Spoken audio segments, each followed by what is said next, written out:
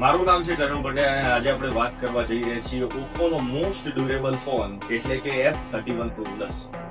આની એક મેઇન ખાસિયતની વાત કરું જે મને સૌથી વધારે પસંદ છે તો આના અંદર આવેલું હન્ટર એન્ટીના આર્કિટેક્ચર જે 91.6% ભાગના અંદર મતલબ જે ફોનનો આજુબાજુનો ભાગ છે એમાં 91.6% ભાગના અંદર એન્ટીના કવર કરે છે જેથી તમને નેટવર્ક સૌથી સ્ટ્રોંગ મળે છે આ ફોનના અંદર with compare to any other phone.